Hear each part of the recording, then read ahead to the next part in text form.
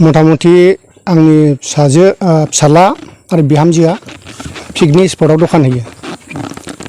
Picnic स्पटनि माने बेवहाय न'खरनि एसे उसुबिदानि थाखाय सोलिनो थाखाय एसे जा गरसे गरनै खामायनो हायो बिनि थाखाय दखान होयो।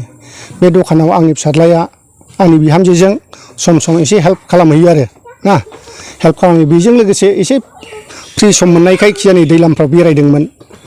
दैलामाव बेरायनायावनो बेबादि घटना जाबाय आरो। दा माला जाया?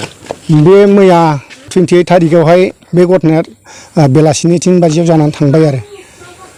दा मा खावलायनो सानदों? आं बे खावलायनायखौ माने आंनि बयबो मिथिगौ आंनि गथ'आ बेबायदि दुस्त नङा आरो बेबायदि फां-फुं मावनानै जाग्रा नङा। मानो होनना बुङोब्ला आंनि गथ'आ सासेल' गथ' आरो बेहा बिसि दं आरो बिनि फिसा दङ। बेफोरखौ फोथांनानै लाखिनायनि राहा लामा जोङो जिन्दागिनि थाखाय बेफोरखौ खांलांनांगौ, फेदेरलांनांगौ, फोरोंलांनांगौआव आंहा जोबोद उसुबिदा जाबाय। बुंनो थाङोब्ला आंबो बोराय बैसो जाबाय। जोंनि न'खरखौ सामलायनांगौआव न'खरखौ बेबायदि मोनसे थांनानै थानायनि राहा लामा बुथुमनांगौआव आंनि थाखायबो एसे असम्भब जाबाय ना। बिनि थाखायनो आंनि फिसाला जे गोथाङै थायोमोनब्ला आंनि न'खरखौ सालायलांनो हायोमोन आरो गथ' गथायखौ फोलावनायाव न'खर मेनेज खालामनायाव जथेस्थ' आङो बेखौनो आसामोन सासेल' बिसा हिसाबै। दा बे सासेल' बिसायानो जुदि बेबायदि अनागारिहाय बेबायदि दुस्त मानसिफोरनि आखायाव जिउ गोमायोब्ला आङो बेखौनो सानदों जाहैबाय जाहाथे बे फिसाला गोमानायनि क्षतिपुरन एबा माबा मोनसे सरखारनिफ्राय अनसुंथाइ बेखौसो आङो खावलायदों। जाहाथे आंनि गथ' गथाय एबा आंनि बिसौफोरखौ फोरोंनायाव आरो आङो बिहामजो सासे दं बेखौ जाहोनायाव लोंहोनायाव दिनै रान्दि जानानै थांनायाव बेहाबो दुखु दङ। साबेसे फिसाला दंमोन? सासेल'। 5 बोसोरनि।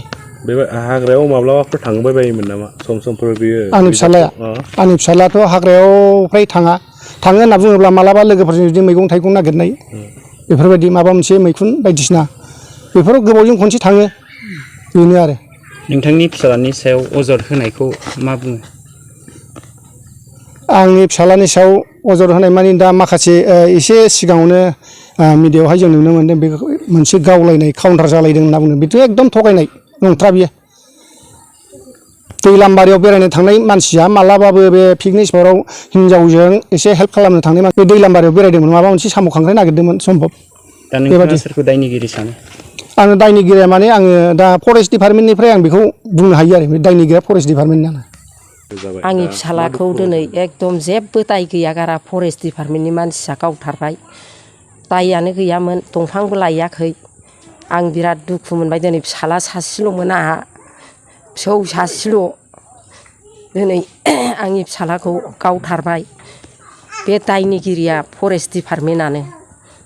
आं बिसोरखौ साजा होनो लुगैयो आरो आङो बिसोरनि थाखाय आयेन बायदि साजा होनो लुगैयो। औ आंहा दिनै बिराद खहा जालांबाय न'खराव। आंहा फिसाला सासेल'मोन, रावबो गैला दा। फरेस्ट डिपार्टमेन्टनि मानसिया थांनानै दाय गैया गारा गावहैबाय। खिन्थु बेखौ गावलायदों होनदों बे नङा, एकदम थगायदों। थगायनानै बिसोरो फाव फान्दायनो सानदों, नङा आरो बियो। बिसोरो ओरैनो बियो बिमा बिफानि सायाव जानानै उदां उदां बेरायो थाङो, जेबो होना जोङो फिसाला सासेल'खाय। दा बेनि बिसिखौ सोर नायगोन? दा बिनि बिसिखौ सोर नायगोन? जोंनि बिहामजोखौ। आरो फिसौ सासे दङ जोंहा, बे फिसौखौबो फोरोंनाय फेदेरनायाव हेफाजाब नांगौ। बेसेबां फरायगासिनो दं गथ'आ? क्लास 2 फरायजेनदों। देग्लाय क्लास 2 आव थांबाय। उन्दैसो ना? उन्दैसो हौवासा।